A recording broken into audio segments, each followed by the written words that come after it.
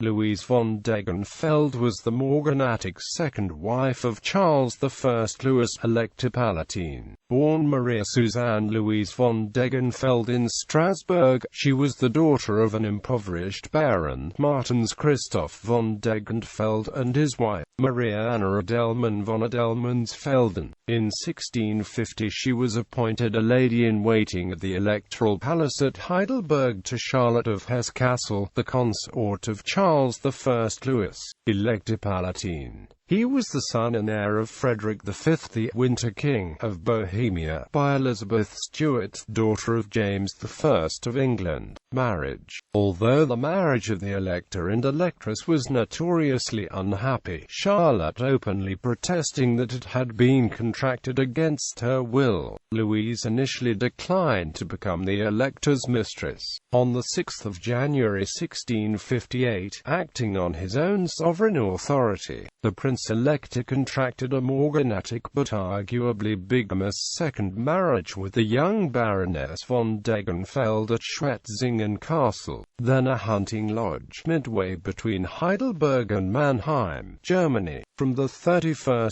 December 1667 the Prince-Elector and his court accorded Louise the title of the Raugravine, and the corresponding titles of Raugrave, Raugravine without territorial suffix, to each of her children, distinguishing them from the children of his first dynastic marriage, the future Elector Palatine Charles II and the future Duchess of Orleans, Elizabeth Charlotte. Children. 13 children were born to the Elector and the Raugravine between October 1658 and April 1675. The only one of her children to marry and have children was the Raugravine Caroline Elizabeth, who married an ardent suitor, Meinhard, 3rd Duc de Schomberg, 1st Duke of Leinster, in 1683, receiving 20,000 florins from Elector Charles II. When the Edict of Nantes was revoked in France, the Schombergs emigrated to England rather than convert to Catholicism. 3 of Louise's sons were killed in battle, and one was killed in a duel. The youngest, the Raugrave Karl Moritz, was a favourite of his half-sister, Madame, and visited her several times at the French court, once seeking to provoke a duel with her husband's lover and major domo, the Chevalier de Lorraine. Madame's efforts to intervene on his behalf to obtain an appanage from her brother, the Elector Charles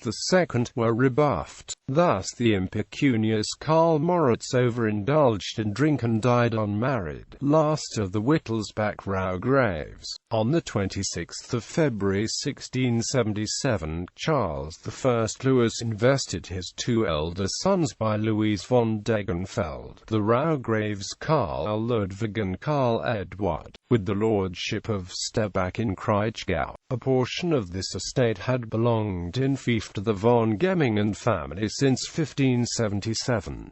When it came in its entirety to the Elector Palatine in 1677, under the administration of the city of Hillsbach, he transferred his rights therein to the 2 Raugraves. Charles I died in 1680, followed by his son and heir by his first wife, Charles II, in 1685. The new Elector Palatine Philip William of Neuburg, a distant Catholic relative, seized Stebach upon Karl Edward's death in 1690.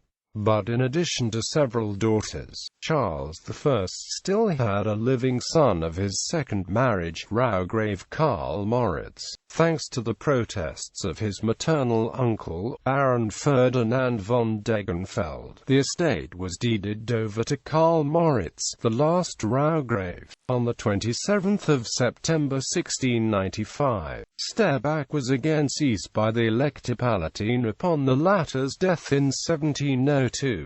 A successful appeal against this act was made, this time on behalf of the two surviving daughters of Charles I and Luise von Degenfeld, the Raugraviens Louise and Amalia, the former of whom managed the estates of her brother-in-law, the renowned General Meinhard, 3rd Duc de Schomberg, 1st Duke of Leinster. The children of Louise and the Elector Palatine Charles I Louis were: Charles Louis, killed in action; Caroline Elizabeth, married Meinhard Schomberg, 3rd Duke of Schomberg, had 4 children, including Frederica Mildmay, Countess of Metternich, Louise, Louis, Amalia Elizabeth, George Louis, Frederica, Frederick William, Charles Edward, killed in action; Sophie, Charles Maurice, Charles August, killed in action; Charles Casimir, killed in a duel. Later life. Initially Louise and the Elector continued to live under one roof with his first wife, who refused to abandon the palace,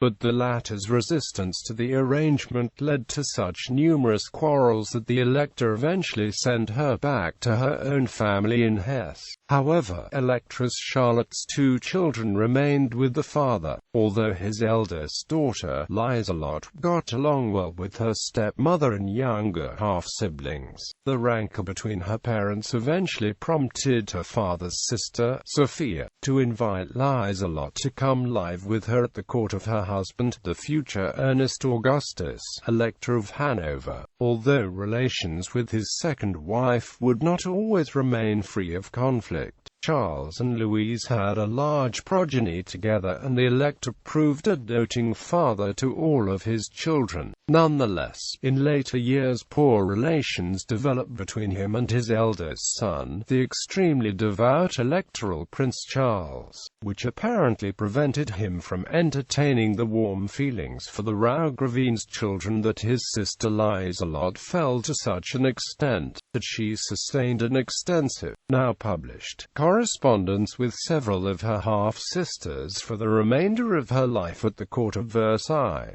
During her 14th pregnancy, the Raugravien Louise died in the castle of Friedrichsburg in Mannheim on 28 March 1677.